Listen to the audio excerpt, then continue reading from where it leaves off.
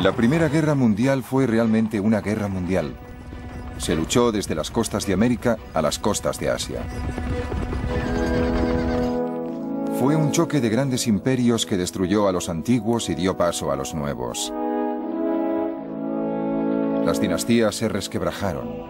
Una familia real fue asesinada y sustituida por el terror revolucionario. Fue una guerra que cambió el sentido mismo de la guerra. Pero ¿cómo empezó todo? Se convirtió en una guerra de millones de personas, y en cambio el principio fue como el pinchazo de una aguja, la bala de un asesino en un país lejano que cambiaría el mundo.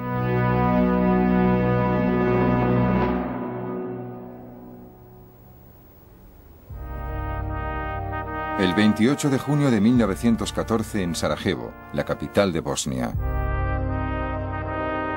Lanzan una bomba a un coche. La bomba no alcanza a los ocupantes, que son el archiduque Francisco Fernando, heredero del trono de Austria, y su esposa. La pareja real continúa con su visita oficial. Pocas horas después, el coche se detiene de nuevo y esta vez disparan una pistola. El príncipe de la corona de Austria y la archiduquesa Sofía son asesinados. Según los informes, el asesino forma parte de una organización terrorista respaldada por el gobierno de la vecina Serbia. Austria está de luto y decidida a castigar a los serbios. Aunque pocos se dan cuenta, ha empezado la cuenta atrás para la guerra. Cuando ocurrió lo de Sarajevo, la gente no se preocupó mucho. En los Balcanes pasaban cosas así constantemente. Era muy desagradable, pero desde el punto de vista británico se trataba solo de unos salvajes pintorescos con enormes y brillantes galones y unos nombres impronunciables. Y a nadie le preocupaba demasiado.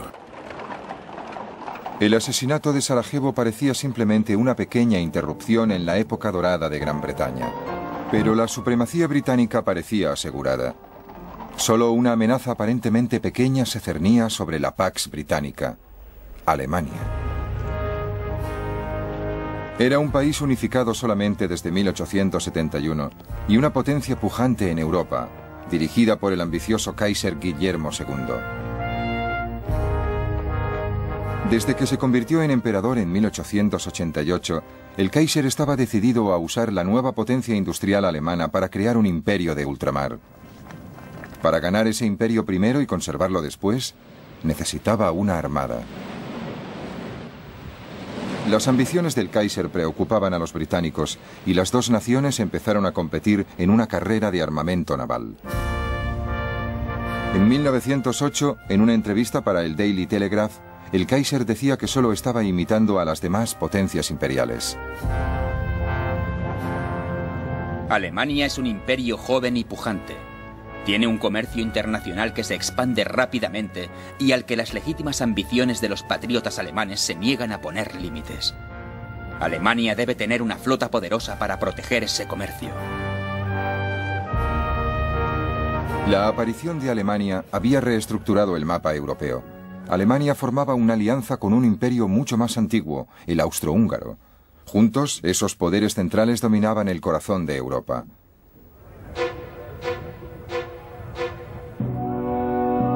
Pero la dinastía austríaca de los Habsburgo se estaba pudriendo desde dentro. Hasta los miembros de la familia real lo sabían. La fe en su propia importancia, que perdura entre los Habsburgo, pesa como una losa sobre Austria y es la causa de su decadencia moral. La oposición a Austria y Alemania la formaban la llamada Triple Entente de Gran Bretaña, Rusia y Francia.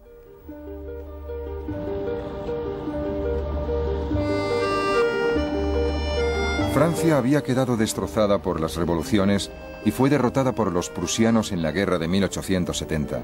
Pero París seguía siendo la ciudad con más encanto del mundo. Siempre la recordaré como una ciudad maravillosa, donde vale la pena vivir durante 4 o 5 meses al año, aunque solo sea para mejorar la mente en una atmósfera intelectual y artística sin parangón. Rusia estaba gobernada por su autocrático emperador, el zar Nicolás II. Los rusos habían sido derrotados por Japón en la guerra de 1904-1905 y eso había provocado un primer intento fallido de revolución. La amargura de muchos rusos está resumida en una petición de los trabajadores al zar. Nos vemos obligados a mendigar. Nos vemos oprimidos. No se nos reconoce como seres humanos, se nos trata como esclavos. No tenemos ninguna fuerza, soberano. Se nos acaba la paciencia. Estamos llegando a ese punto terrible en que es mejor la muerte que seguir con este sufrimiento insoportable. Pero 6 años después, el zar y los líderes nombrados por él creían que el país volvía a estar controlado. Cada año de paz hace a Rusia más fuerte, no solo desde el punto de vista militar y naval, sino también desde el punto de vista económico y financiero. En 1914, aunque las voces que reclamaban un recorte de los poderes del zar se hacían oír cada vez más, Rusia era más fuerte que nunca. Mientras Rusia representaba al viejo mundo, al otro lado del Atlántico estaba el nuevo, Estados Unidos de América. Era un país democrático, descarado, optimista y a miles de kilómetros de distancia de las disputas que recorrían Europa. En su discurso inaugural de 1905, el nuevo presidente, Theodore Roosevelt, retrató su visión de un país bendecido por Dios.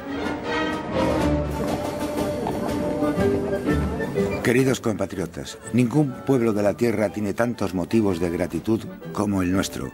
A nosotros, como pueblo, se nos ha concedido poner los cimientos de nuestra vida nacional en un nuevo continente. Somos los herederos de la historia y, en cambio, no tenemos que sufrir ninguno de los inconvenientes que impone a los países más antiguos la mano muerta de una civilización desaparecida. En 1914, Estados Unidos se hallaba a años luz de distancia del conflicto que estaba a punto de devorar Europa.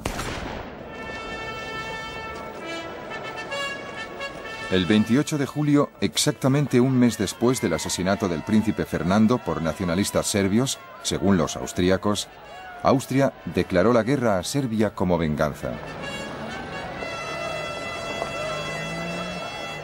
Los austríacos se entusiasmaron, pero el complejo juego de alianzas europeas iba a desencadenar una catástrofe imparable. Salió a relucir todo el juego de las relaciones europeas. Resultó que Rusia era aliada de Francia, que nosotros éramos aliados de Francia y que Alemania era aliada del Imperio Austrohúngaro. Y estas relaciones, en lugar de frenar el proceso de la guerra, en cierto modo fueron las que llevaron al estallido del conflicto.